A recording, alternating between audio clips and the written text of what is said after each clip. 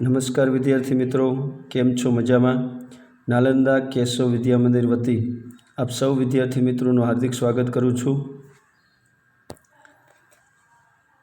ધોરણ 12 કોમર્સ વિષય અર્થશાસ્ત્ર, જેમાં આજે ચેપ્ટર નંબર 4 શરૂ કરવા જઈ રહ્યા છીએ, બેન્કિંગ અને નાણાકીય નીતિ, જેમના ગુણભાર છે 8.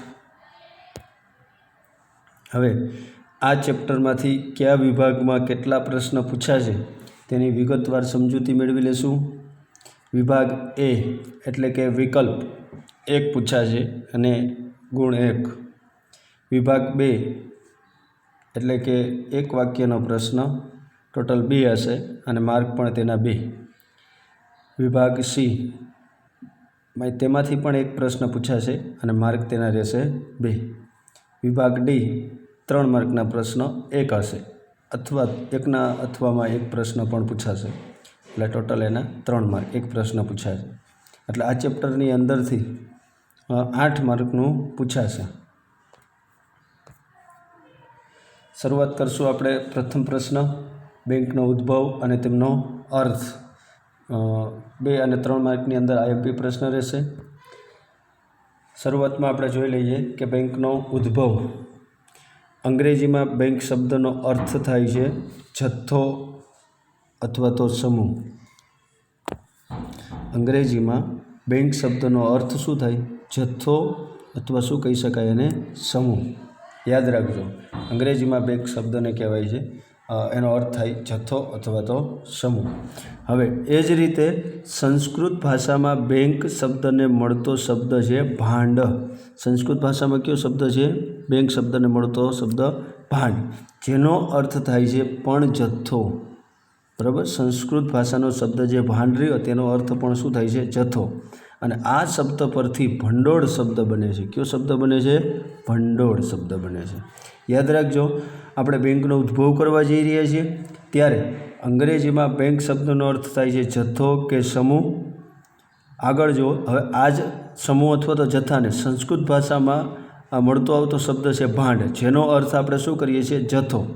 આ શબ્દ પરથી આપણે આવે છે ભંડોળ શબ્દ. અંગ્રેજીમાં બેંક શબ્દને ફ્રાન્સ અને ઇટાલી શબ્દમાં જોવા જાય તો બેંકા અને બેન્ક્યુ ઉપરથી ઉતરી આવે છે. અંગ્રેજીમાં ફ્રાન્સ અને ઇટાલીના શબ્દ છે બેંકા અને બેન્ક્યુ.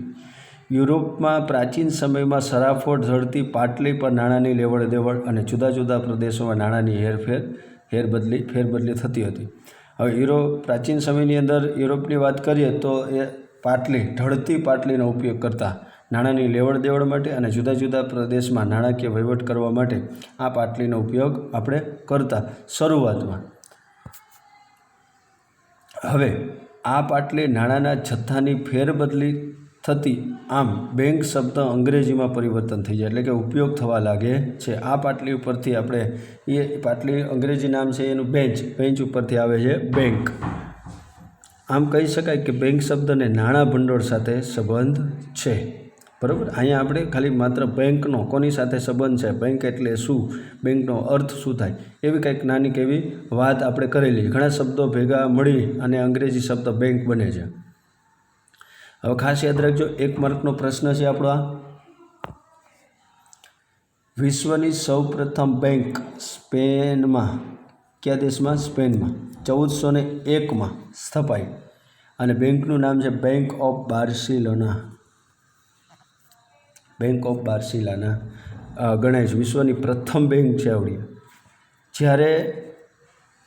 જ્યારથી નાણું ચલણ તરીકે સ્વીકૃત પામ્યું ત્યારથી નાણાંનું કાર્ય ફક્ત વિનિમયના માધ્યમ અને મૂલ્યના માપદંડ પૂરતું જ નહીં, પરંતુ મૂલ્યના સંગ્રહ તરીકે તેમજ ભવિષ્યના સોદાઓની ચૂકવણી કે વિલંબિત ચૂકવણીના સાધન તરીકે પણ નાણું છે એ સર્વસ્વીકૃત બને છે. જ્યારથી આપણે નાણું જે સ્વીકૃતિ પામ્યું સર્વસ્વીકૃત, ત્યારે ખાલી માત્ર વિનિમયના માધ્યમ દર તરીકે નહીં અથવા તો મૂલ્યના માપદંડ તરીકે નહીં, પણ સમગ્ર ક્ષેત્રમાં, એટલે કે ભવિષ્યના સોદાઓની ચૂકવણી કરવા માટે, વિલંબિત ચૂકવણીઓ કરવા માટે પણ આપણે નાણાંનો ઉપયોગ કરીએ છીએ. નાણાંના કાર્યવર થતાં નાણાંની મૂલ્યની જાળવણીનો પણ પ્રશ્ન ઊભો થાય છે.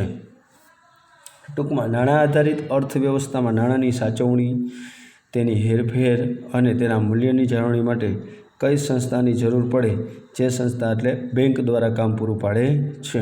તો આપણે બેંકનો અર્થ ભણવાના છીએ, જે 1 માર્કની અંદર વેરી મોસ્ટ આઈમ્પી યાદ રાખવાનું છે. બેન્કિંગ સેવા આપતી સંસ્થા એટલે બેંક. યાદ રાખજો, બેન્કિંગ સેવા આપતી સંસ્થા એટલે બેંક. પણ વિસ્તૃત અર્થને જોઈએ તો બેંક માંગવામાં આવે એટલે નાણાં પરત કરવાની શરતે ધિરાણ કરવાના હેતુથી બચતો એકત્રિત કરતી સંસ્થા એટલે બેંક. યાદ રાખજો, માંગવામાં આવે એટલે નાણાં પરત કરવાની શરતે ધિરાણ કરવાના હેતુથી એ બચતો એકત્રિત કરતી સંસ્થા છે, જેને કહીએ છીએ આપણે બેંક. બેંક એટલે નફાના હેતુથી કાર્ય કરતી એવી ધંધાકીય સંસ્થા જે પ્રજાની બચતોને થાપણો તરીકે સ્વીકારે, તેના બદલામાં વ્યાજ આપે, તે થાપણો સાચવે, વળી તે થાપણોમાંથી જે લોકોને જરૂર હોય તેને ધિરાણ આપે અને ધિરાણ સામે વ્યાજ વસૂલ કરે તથા અતિરિક્ત નાણાંનું દેશના વિકાસ માટે વિવિધ ક્ષેત્રમાં રોકાણ કરે છે. ફરીથી યાદ રાખજો, બેંક એટલે નફાના હેતુથી કાર્ય કરતી એવી ધંધાકીય સંસ્થા છે. શેના માટે કામ કરે છે? પોતે નફા માટે જ કામ કરે છે, જે પ્રજાની બચતોને થાપણો તરીકે સ્વીકારે છે. હવે તેના બદલામાં તે વ્યાજ આપે છે, તે થાપણો સાચવે, વળી તે થાપણોમાંથી જે લોકોને જરૂર હોય ત્યારે પાછું એ ધિરાણ આપે છે અને ધિરાણ સામે શું મેળવે છે? વ્યાજ વસૂલ કરે છે. તે આ એનો નફો છે. અને વધુ પડતું જો નાણું હોય તો દેશના વિકાસ માટે તે અલગ અલગ ક્ષેત્રની અંદર તેનો ઉપયોગ કરે છે. ફરીથી ઉપરથી આપણે એનો અર્થ જોઈ લઈએ. બેંકની સેવા, બેન્કિંગ સેવા આપતી સંસ્થા એટલે બેંક. માંગવામાં આવે એટલે નાણાં પરત કરવાની શરતે ધિરાણ કરવાના હેતુથી બચતો એકત્રિત કરતી સંસ્થા એટલે બેંક. યાદ રાખજો, બેંક એ નફાના હેતુથી કામ કરે છે, પ્રજાની બચતો એકત્રિત કરે છે, તેના બદલામાં વ્યાજ આપે છે, તેને સાચવે છે તે થાપણોને, અને જે લોકોને જરૂર હોય તેને ધિરાણ આપે અને તેની સામે તે વ્યાજ વસૂલ કરે છે. અતિરિક્ત નાણું એટલે કે વધુ પડતું નાણું, બરાબર, જે દેશના વિકાસ માટે તેનો ઉપયોગ કરે છે અથવા તો રોકાણ કરે છે. બીજો પ્રશ્ન, વેપારી બેંક અને વેપારી બેંકના કાર્યો. યાદ રાખજો, વેપારી બેંક અને વેપારી બેંકના કાર્યો. 5 માર્કનો પ્રશ્ન છે આ. ભારતમાં 1949 બેન્કિંગ કંપની ધારા મુજબ વેપારી બેંક એટલે એવી સંસ્થા જે બેન્કિંગ અંગેના વ્યવહારો કરે છે, એટલે કે દેશમાં રોકાણ વધારવા માટે પ્રજાની થાપણો સ્વીકારે છે, ગ્રાહકની જરૂર પડે ત્યારે પાછી મળે અને જેમાંથી ચેક, ડ્રાફ્ટ, પે ઓર્ડર વગેરે દ્વારા ઉપાડ પણ કરી શકાય છે. યાદ રાખજો કે 1949ની બેન્કિંગ ધારા મુજબ વેપારી બેંક એટલે એવી સંસ્થા થાય છે કે જે બેન્કિંગ અંગેના વ્યવહારો કરતી હોય છે, દેશમાં રોકાણ વધારવા માટે પ્રજા પાસેથી થાપણો સ્વીકારે, ગ્રાહકોને જરૂર પડે ત્યારે પાછી પણ મળે છે તે થાપણો, તે પણ ચેક દ્વારા, ડ્રાફ્ટ દ્વારા, પે ઓર્ડર વગેરે દ્વારા તેનો ઉપાડ કરી શકાય છે. વેપારી બેંક ધંધાદારી એકમ છે અને નફા માટે કાર્ય કરતી હોય છે.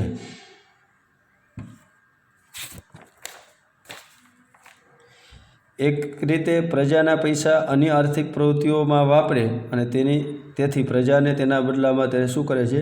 વ્યાજ ચૂકવે છે. યાદ રાખજો, એક રીતે શું કરે છે? પ્રજાને પૈસા અન્ય પ્રવૃત્તિઓમાં વાપરે અને પ્રજાને તેના બદલામાં વ્યાજ આપે. થાપણો સ્વીકારવા માટે જે વ્યાજનો દર બેંક આપે તેના કરતાં ધિરાણ ઊંચા દરે વસૂલ કરી બેંક નફો કમે છે. આમ બેંકને આપણે ધંધાદારી સંસ્થા કીધી છે, બરાબર. જે આપણી થાપણો સ્વીકારે છે તે આપણને વ્યાજનો દર સામે આપણને આપે છે, પણ તેના ઊંચા દરે તે પછી ધિરાણ આપે છે, જે અમુક ફાયદો એ બેંકને મળે છે. એટલા માટે આપણે બેંકને ધંધાદારી સંસ્થા કીધી છે.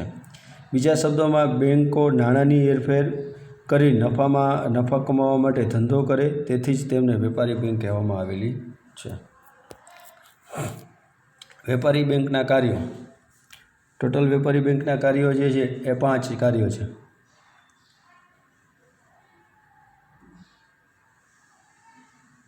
થાપણો સ્વીકારવી, ત્યાર પછી ધિરાણની સવલતો પૂરી પાડવી, ચૂકવણી અને ઉપાડની સવલતો પૂરી પાડવાની કામગીરી, ચોથું શાક સર્જનની કામગીરી અને આંતરિક બેન્કિંગ વ્યવહાર, આંતર બેન્કિંગ વ્યવહાર.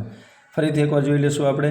થાપણો સ્વીકારવી, ધિરાણની સવલતો પૂરી પાડવાની, ચૂકવણી અને ઉપાડની સવલતો પૂરી પાડવાની કામગીરી, શાખ સર્જનની કામગીરી અને આંતર બેન્કિંગ વ્યવહાર કરવા. પહેલો ટોપિક 3 માર્કની અંદર પણ આવી શકે.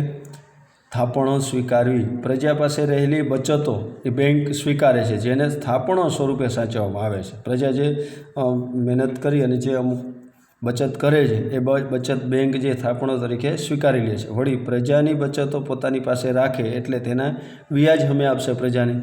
બીજા શબ્દોમાં કહીએ તો થાપણોના સ્વરૂપે પ્રજા બેંકને ધિરાણ આપ્યું કહેવાય, જેના બદલામાં બેંક શું કરે છે? વ્યાજ ચૂકવે છે. હવે થાપણોના પ્રકારો મુખ્ય 3 છે. ચાલુ ખાતાની થાપણો, બચત ખાતાની થાપણો, રિકરિંગ ખાતાની થાપણો અને બાંધી મુદત ખાતાની થાપણો, જેને ફિક્સ ડિપોઝિટ પણ આપણે કહી શકીએ છીએ. ફરીથી યાદ રાખજો કે ભાઈ થાપણોના મુખ્ય પ્રકારો તો ચાલુ ખાતાની થાપણો, પછી બચત ખાતાની થાપણો, રિકરિંગ ખાતાની થાપણો, બાંધત મુદત ખાતાની થાપણો, ફિક્સ ડિપોઝિટ. પહેલી થાપણ ચાલુ ખાતાની થાપણો. આ ખાતું ધંધા, પેઢી કે વ્યક્તિના નામે ખુલે છે. ચાલુ ખાતું કોના માટે હોય છે? ધંધા, પેઢી કે વ્યક્તિના નામે ખુલતું હોય છે. તેમાં રખાતી થાપણો એટલે કે નાણું બધા પ્રકારની થાપણો કરતાં તરલ છે, અલગ છે. ધંધા માટે દિવસમાં નાણાંનો જેટલી વાર ઉપાડ કરવો હોય તેટલી વાર ઉપાડ કરી શકાય છે ચાલુ ખાતામાં. હવે આ ચાલુ ખાતેદાર છે તેને ચેકબુક મળે પરંતુ વ્યાજ મળતું નથી. ઉપરથી બેંક તેમની પાસેથી ચાર્જ વસૂલ કરતી હોય છે, વિવિધ સર્વિસ ચાર્જ વસૂલ કરતા હોય છે. આ ખાતામાં જમા રકમ કરતાં આંતરિક ઉપાડ પણ ધંધા માટે કાયદા મુજબ કરી શકાય છે. આ ખાતાની અંદર તમે રોજબરોજનું જે વપરાશ હોય એને આધીન વધુ પડતું તમારે જો ઉપાડ કરવો હોય તો બેંકના નિયમ અનુસાર તમે એમાંથી ઉપાડ કરી શકો છો. ત્યાર પછી આવશે બચત ખાતાની થાપણો. હવે આ ખાતામાં વ્યક્તિ પોતાને ટૂંકા ગાળાની બચત માટે ખોલાવતો હોય છે. જ્યારે પૈસા પાછા જોઈએ ત્યારે ચેકબુક દ્વારા તેમાંથી ઉપાડ થઈ જતો હોય છે બચત ખાતામાં. વળી આવી થાપણો તેમને વ્યાજ પણ મળે છે. આજના સમયની અંદર ડેબિટ કાર્ડ, ક્રેડિટ કાર્ડ વગેરેથી પણ બચત ખાતામાંથી ઉપાડ આપણે કરતા હોઈએ છીએ. આ ખાતામાંથી ઉપાડ અંગેના કાયદા દરેક બેંક નિર્ધારિત કરેલી હોય છે. કયા સમયમાં કેટલા પ્રમાણમાં આપણે ઉપાડ કરી શકીએ તે બેંકે પોતાની રીતે નિર્ધારિત કરેલા કાયદાઓ હોય છે. ત્યાર પછી રિકરિંગ ખાતાની થાપણો. આ થાપણો પણ બચત ખાતાની થાપણોનો જ એક પ્રકાર છે. બચત ખાતાની થાપણોનો જ પ્રકાર ગણાય છે. જે વ્યક્તિઓ એક સાથે બચત કરવા ન ઈચ્છતી હોય અથવા તો ન કરી શકતા હોય તેવી વ્યક્તિઓ દર મહિને કોઈ ચોક્કસ રકમ ખાતામાં જમા કરાવતી હોય છે. હવે કોઈ વ્યક્તિ એવું છે કે રોજે રોજ જમા ન કરાવી શકતી હોય, મહિનામાં 500, 1000, 1500, 2000 જેવી જેની જે બચત થતી હોય છે એવું આ ખાતાની અંદર એક મહિનાની અંદર હારે જમા કરવાના હોય છે. આમ વ્યક્તિની થાપણ વધતી જાય અને જમા થયેલી થાપણ પર વ્યાજ પણ મળતું રહે. આવી થાપણોને આપણે રિકરિંગ ખાતાની થાપણો પણ કહેતા હોઈએ છીએ. જ્યારે કોઈ મહિનાની રકમ જમા ન કરાવાય તો વ્યાજના નુકસાનની સાથે ક્યારેક દંડ પણ ભોગવવો પડે છે આ ખાતાની અંદર. બરાબર. રિકરિંગ ખાતાદાર હોય છે તેને દર મહિને ફરજિયાત જે તારીખ હોય, જે ડેટ હોય છે એ મુજબ એને હપ્તો ભરી દેવો પડે છે. જો ચૂકવાઈ જાય તો તે મહિનાનું વ્યાજ તો જાય પણ ક્યારેક દંડ પણ થાય છે. આવી નુકસાની પણ થતી હોય છે. ત્યાર પછી બાંધી મુદત ખાતાની થાપણો, જેને કહીએ છીએ આપણે ફિક્સ ડિપોઝિટ. આ થાપણો ચોક્કસ મુદત માટે જ ખોલવામાં આવે છે. આ થાપણો પર બેંક સૌથી વધુ વ્યાજ આપતી હોય છે બધી થાપણો કરતાં. જ્યારે લાંબા ગાળા માટે વ્યક્તિ બચત કરવા ઈચ્છતી હોય ત્યારે આવી થાપણો રાખે છે અને જરૂર પડે આંતરિક ઉપાડની સવલત એટલે કે ઓવરડ્રાફ્ટ મેળવી પણ શકાય છે ફિક્સ ડિપોઝિટની અંદર જરૂર પડે તો. ધિરાણની સવલતો પૂરી પાડવી. નંબર 2, અર્થતંત્રમાં ધંધા માટે કે ખાનગી કારણો માટે રોકાણ કરતા વ્યક્તિઓને, ખેડૂતોને તથા અન્ય વર્ગના લોકોને નાણાંની જરૂર પડે ત્યારે બેંક ધિરાણ પૂરી પાડતું હોય છે.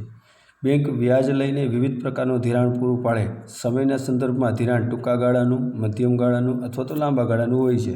બરાબર. ધિરાણ સમયની વાત કરીએ સમયના સંદર્ભની અંદર તો ટૂંકા ગાળાનું, મધ્યમ ગાળાનું, લાંબા ગાળાનું હોય છે. ટૂંકા ગાળાનું ધિરાણ એટલે 1 વર્ષ સુધીનું. મધ્યમ ગાળાનું ધિરાણ એટલે 1 થી 5 વર્ષ સુધીનું, લાંબા ગાળાનું ધિરાણ એટલે 5 થી 15 વર્ષ સુધીનું, પરંતુ આ પ્રમાણનો સમય કોઈ ચોક્કસ નિર્ધારિત હોતો નથી. વિવિધ પ્રવૃત્તિઓ અનુસાર ટૂંકો ગાળો, મધ્યમ ગાળો કે લાંબો ગાળો એ બેંક પોતાની રીતે નક્કી કરી નાખતી હોય છે. દરેક પ્રકારના ધિરાણ માટે વ્યાજના દર પણ કેવા હોય છે? અલગ અલગ જોવા મળે છે.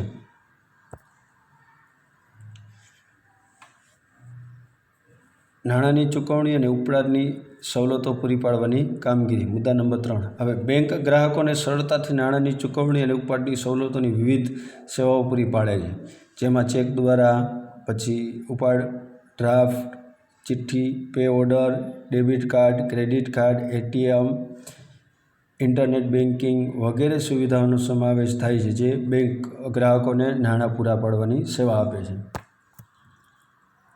શાક સર્જનનું કાર્ય. વેપારી બેંકનું મહત્ત્વનું કાર્ય જે છે એ છે શાક સર્જનનું. આમ તો 3 માર્કની અંદર બોર્ડમાં આવી શકે. શાક સર્જન દ્વારા બેંક પોતાની પાસેની થાપણોમાંથી નવા નાણાંનું સર્જન કરી નાણાંનો પુરવઠો વધારે છે.